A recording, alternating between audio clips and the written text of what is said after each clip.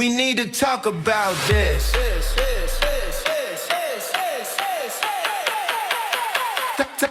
Talk about this. All right, now, here's your host of the Georgio Says podcast. It's Georgio. We need to talk about this.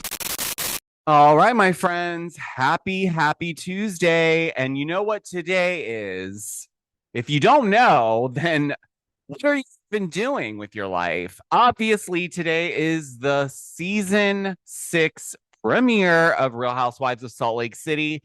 And guys, I say this all the time about this franchise, but they really, and I say they in meaning production, editors, the cast, I mean, they all are clocked in at all times. We're not getting any stale content from this group ever. And Us Weekly did a collaboration and put out a little bit of a preview for, I guess, what the overarching storylines of the season are going to be.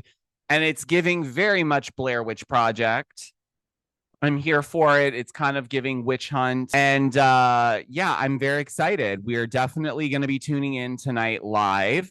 Please make sure you're tuning in live, guys. I know. We can watch it on Peacock the next day. We can stream it later on our DVRs. But, you know, we've really been trying to get these ladies to be recognized as a solid franchise. And I think at this point they have delivered. But I'll say it again. Let's try to watch. I know everyone's busy. I know we've got a lot going on. But it's Tuesday. Hopefully there's not too much going on that we can't watch live, huh? I mean, these ladies deserve it. I'm just saying.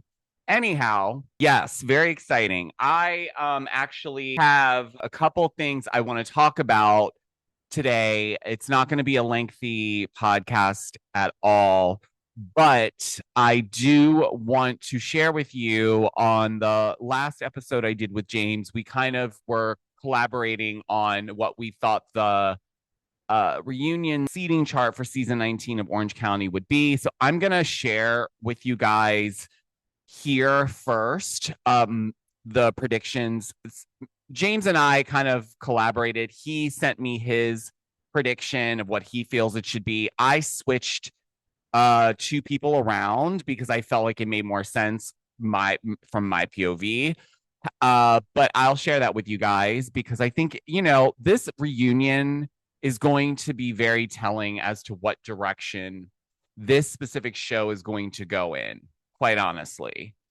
And I think, you know, look, I have a lot of opinions about a lot of things, but in this particular situation, and I think most of us can agree, there is a lot of optics around this situation that just seem very icky.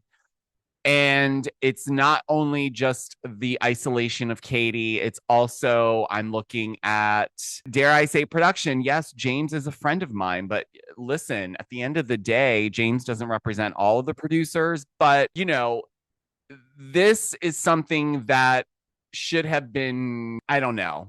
I don't want to say prevented because I think when you start doing that, then you're kind of not showing the story for what it is. So if anything, I will take away from this that perhaps they are letting it ride out to then maybe let these women see how it looks. I don't know. All I do know is that I do think this reunion is going to dramatically shift a lot of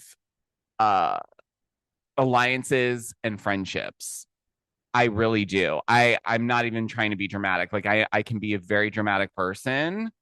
But I honestly, you guys, I think this reunion is going to shift things for the whole entire package. I think the show is going to have to shift differently. I think what we've seen, you know, just based on the fact that Shannon Bedore decided she's going to now start to refollow Katie, you know, the viewers, we are not dumb. And I think that also gets old when we look at behavior like that, like with what Shannon did, because it doesn't even, it to me, even if it is authentic, the optics don't make it look authentic. It looks like you're seeing all the backlash that you guys are getting for icing out this woman of color, the only woman of color on the cast. And so you're like, oh, I can't go to the reunion and have all of that riding on me. So let me try to spin this around before I get there, and then I can at least have something to show for it, which I think is complete bullshit. It's like you are prepping for the reunion and it's all about optics. I don't necessarily think that she would have started following Katie at this given point if the viewers were not as vocal about this as they are. Let's be 100% clear on that. Okay. And, the other side of it is, look, I think it's time for Heather to either go or we gotta do something else. She simply cannot just be on the show because she has the most money. Also, she doesn't live in she doesn't live in Orange County. She lives in Beverly Hills. So what are we even doing here? This is why when people are like, well, why do you think she has all this influence and why do you think she has all this power? Well, because she clearly does. What other franchise are we having a full-time housewife live in a completely different city altogether? Like completely different, not like Malibu from Beverly Hills, because that's like, okay, fine. This episode of the Georgio Says podcast is brought to you by Golly Nutrition, the inventive, people-focused nutrition company making your daily supplements simple and delicious. Every Golly product is crafted with high-quality ingredients you can pronounce and flavors your taste buds will love. At the heart of Golly is purpose. Through the Golly for Good initiative, they support our planet and our communities, partnering with Vitamin Angels and Eden Reforestation Projects. Visit golly.com today and use the code The Georgio Says at checkout for a special discount just for our listeners. That's Golly Nutrition. Simple, delicious, and good for the world. Now back to the episode. But now it's like you literally live like what is that, a few hours with no traffic? That's like you're out there. So like if Katie decides to move back to San Diego, would she still be able to film for Orange County full time? Probably not. So why are we making it okay for Heather? Because she clearly has influence and some sort of power. And yes, I think that directly ties back to the money that they have. Okay? And I do think that plays into why a lot of people don't really go up against Heather all too much. And I will say this, I saw the preview for the episode that's coming out this week. Heather is still on with the paparazzi. She makes another comment when they're leaving that restaurant, okay? I honestly cannot understand for the life of me how someone could be this sensitive around the paparazzi situation, okay? Also, I don't remember if I mentioned this on yesterday's episode or not, but I'll mention it quickly here.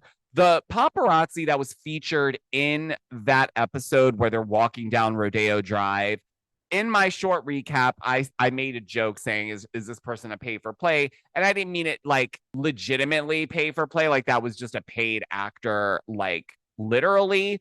But from who I've spoken with and the amount of times I've been on Rodeo Drive and been to like that, to me is either super coincidental, like on a couple of layers there, coincidental, because A, the spot in where they're walking typically is not where celebrities are hanging out or walking.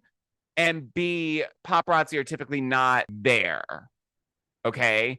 Then you get this other point in this interaction where, again, production could have lined Shane up. Shane is the photographer, paparazzi photographer, who is a real paparazzi photographer. And they were just on Heidi and Spencer's podcast because, funnily enough, Shane was the one that drove Spencer when the Palisade fires happened and, all the houses unfortunately burned down. He was able to get a ride up to where his house, where him and Heidi's house was once the fires had I guess been put out, just to see like what was left. And very interesting kind of like turn of events because it was random. Actually, I saw Heidi and Spencer's podcast episode on my basically like my For You page on YouTube. And I was like, wait, that name looks familiar. And then I was like, oh, wait, this is actually a real, this is like a real deal paparazzi person. Okay, let me watch. So I did. But anyhow, it's not to say that the person, Shane, is not a real paparazzi person. It's just that the way we have to keep stitching in people proving that Heather did not have anything to do with paparazzi coincidentally being at Disneyland and taking photos that to me look super staged and posed. Okay, sorry. But I wish she would actually like pull the stick out of her ass and just lighten the fuck up.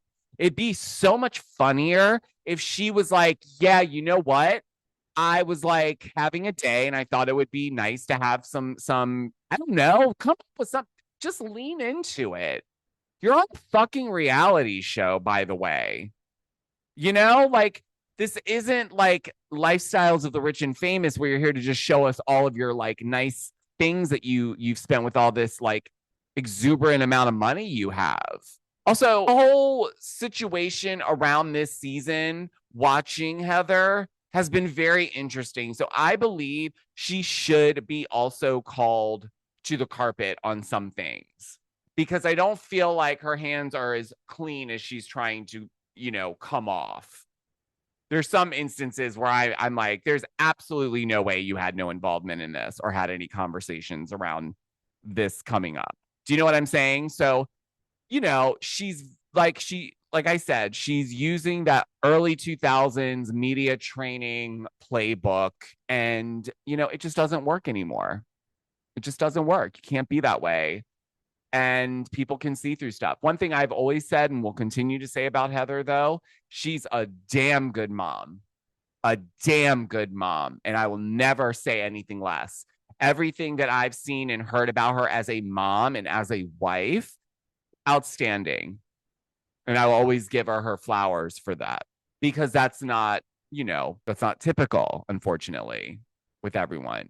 And a lot of people would think she probably wouldn't be as involved or as accepting in a lot of ways. And the fact that she shows up and uses her platform to speak out and show support and love, that does speak volumes. And I respect her immensely for that. So let's not twist things up. I know I get a little hard on people on these shows, but I always find the good in everyone, or at least I try to, as best as I can. And with Heather, I just think, like I said, she's a bit archaic, and the media training from the early 2000s is driving me nuts.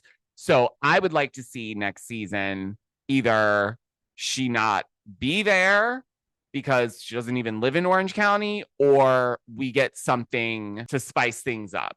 Like yesterday's episode when I talked to you guys about Natalie Boucher, her ex-assistant, who, we're not really sure whose side we're supposed to believe, but unfortunately Natalie has an NDA. So, but should casting reach back out to Natalie and ask her to come on for a few scenes, have a few conversations with a couple of the ladies about, I think yes. I think it would put a fire under Heather's ass.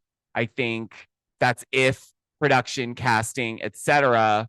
have the balls to do it. And that's why I always go back to saying she does have that power and influence. So clearly. Anyways, I got lost in the sauce. I apologize. I just feel like, with OC, there's just so much going on. The reunion needs to be a turning point. And that's what I'll say about that. In other OC news, I stumbled upon a clip. It was an audio clip from Bravo and Cocktails. Shout out to Bravo and Cocktails.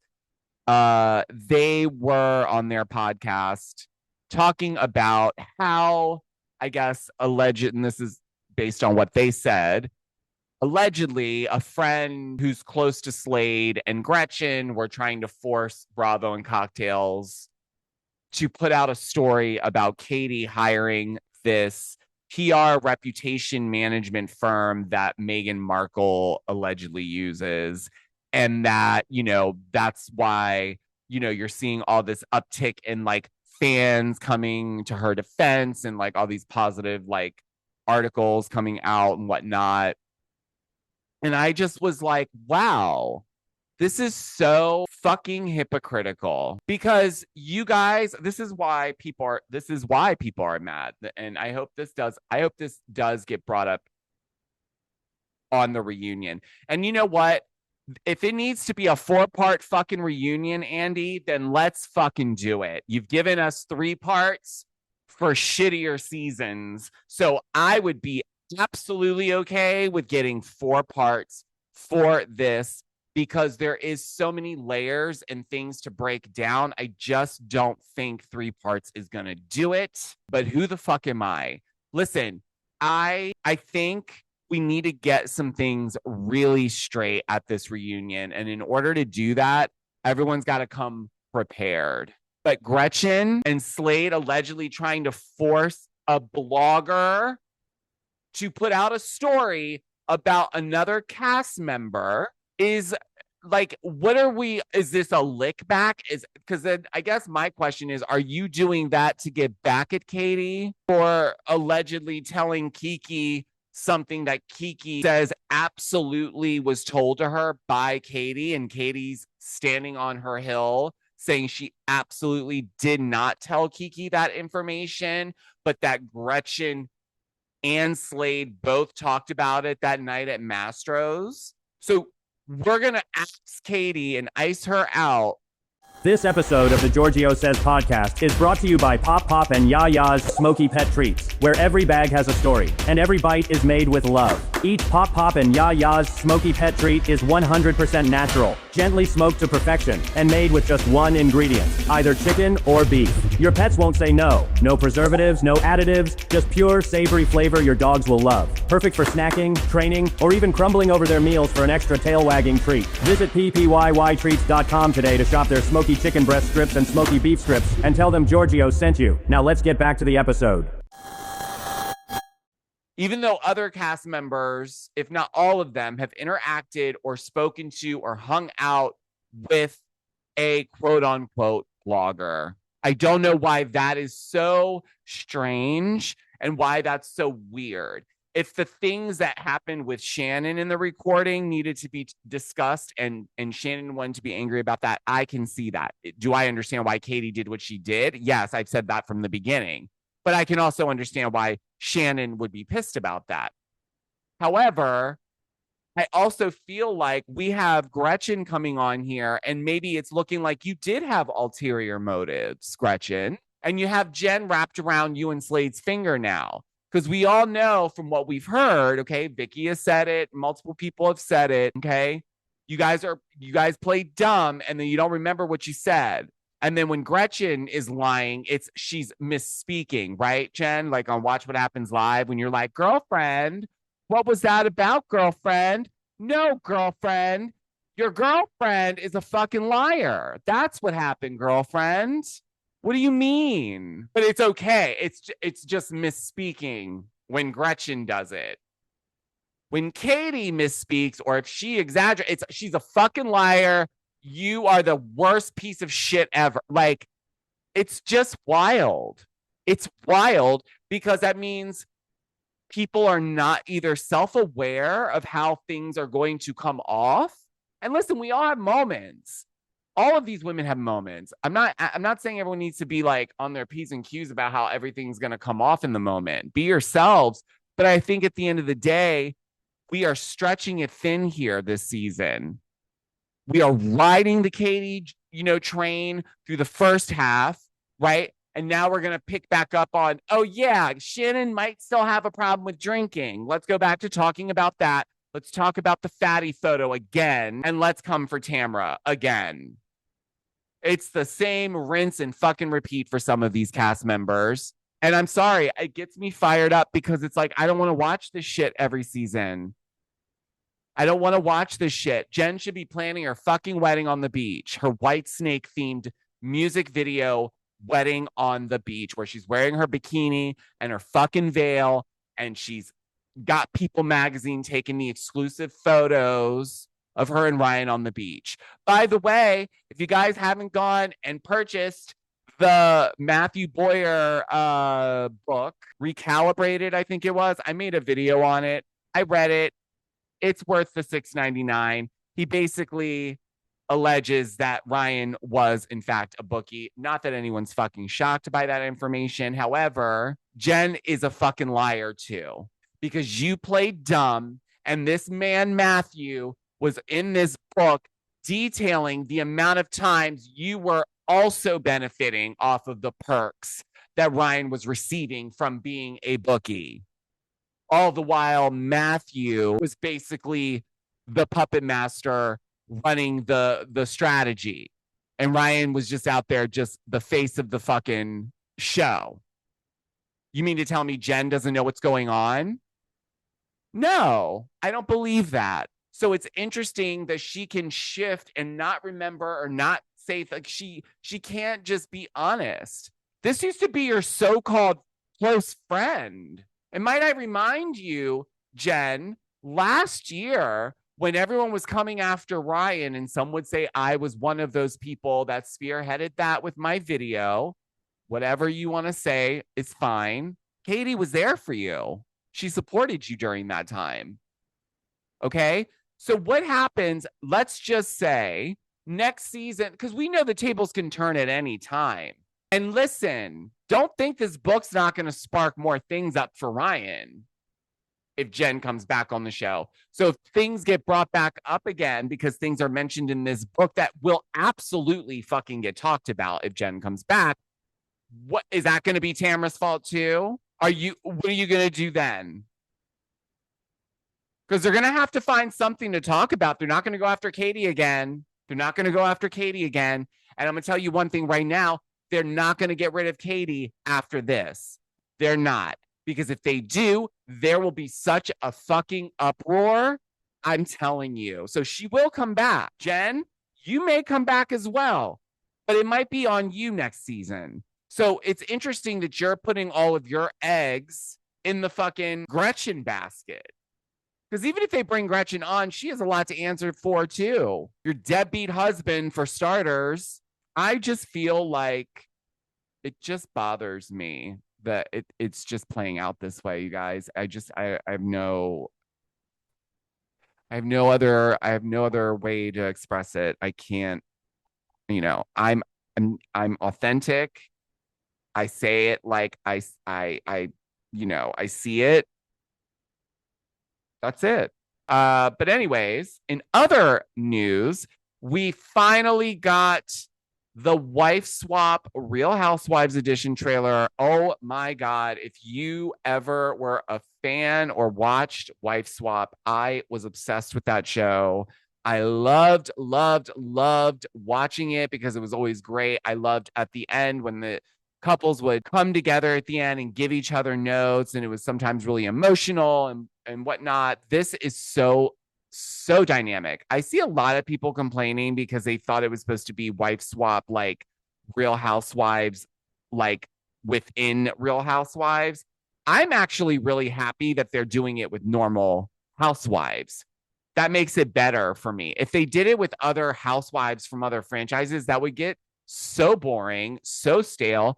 And where's the longevity in that? Because we only have so many franchises and housewives. This has the potential of being like really, a steady type of show if it's done right. And based on the trailer, they did a solid job. And if you haven't seen it, you can go to my Instagram or my TikTok at Georgio Says. I watched it with everyone on my channel. So, but yeah, it's fantastic. I cannot wait. I believe it comes on in October. So it premieres October 14th. October 14th, Wife Swap, Real Housewives Edition. Oh, right. Emily Simpson is on it. Angie from Salt Lake City. We have Melissa Gorga from New Jersey and Wendy Osefo from Potomac. Guys being shady to Wendy, saying, why is she on it? What do you mean, why is she on it? Why not? What's going on? Why do we not like Wendy? I think this is all gonna be fantastic. Anyways, I could go on and on. We need more stuff like this. We need to remix it. We're not doing the Ultimate Girls Trip stuff anymore. We still have Rhode Island. That's, I guess their filming is coming to a wrap soon, I think.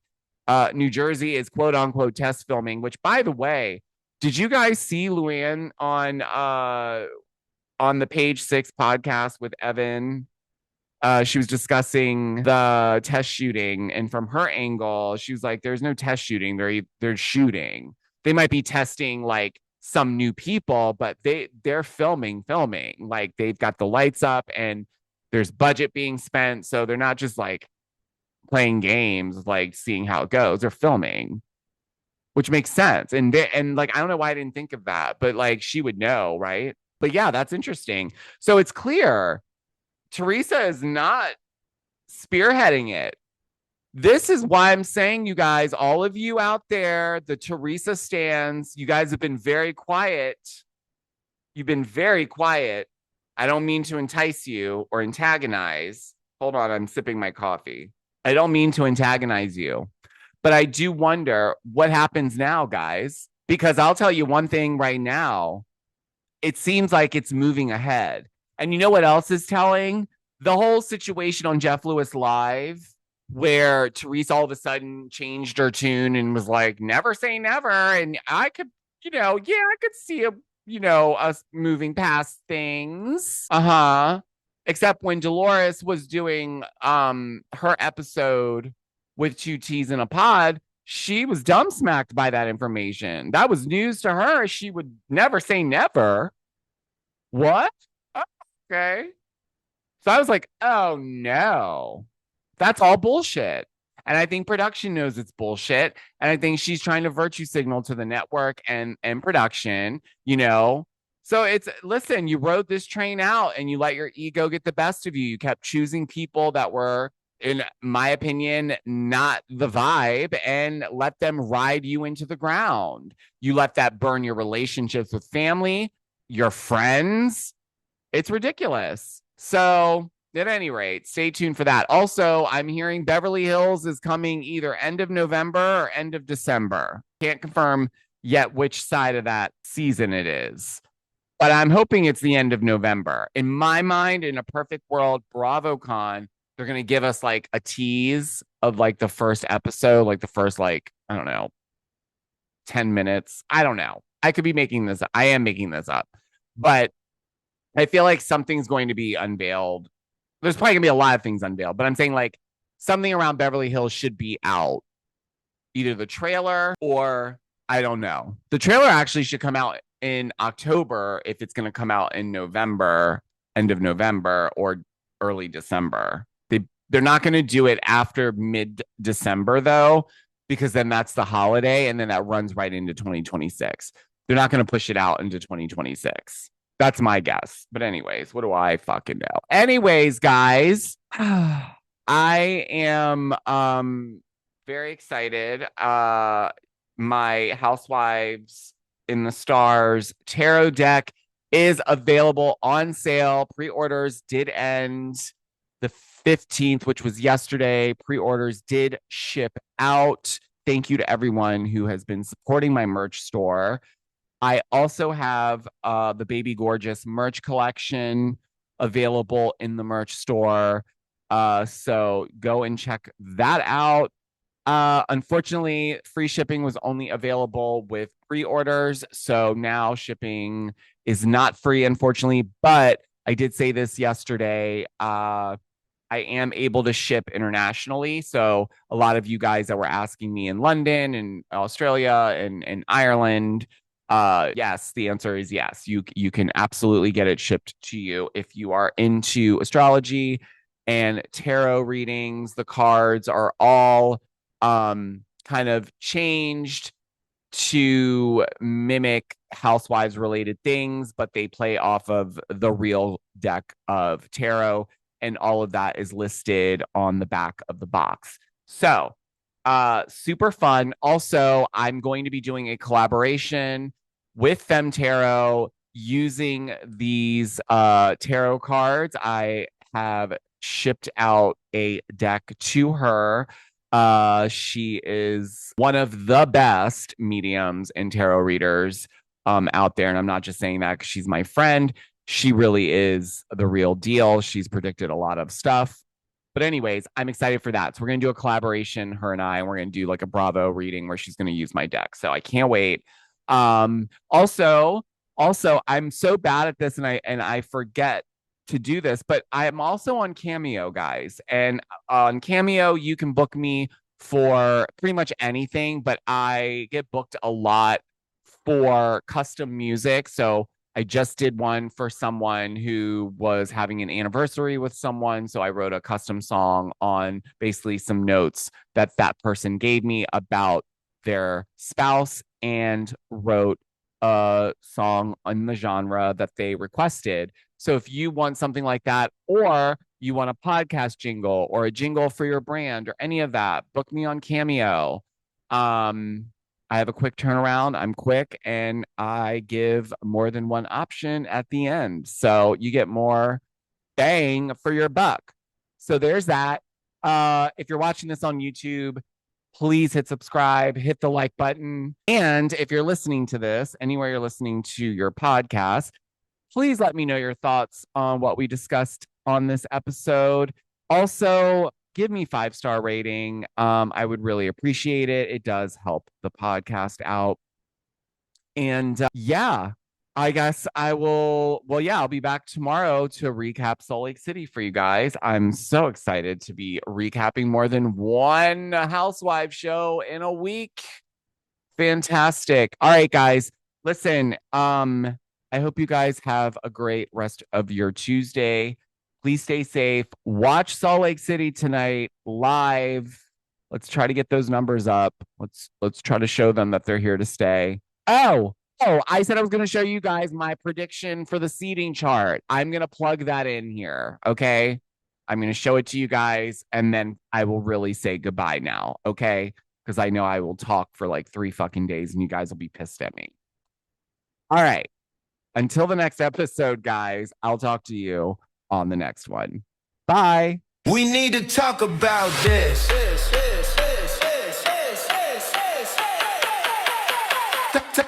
Talk about this. Thanks for listening. Make sure to leave a 5-star review wherever you listen to your podcast. We need to talk about this.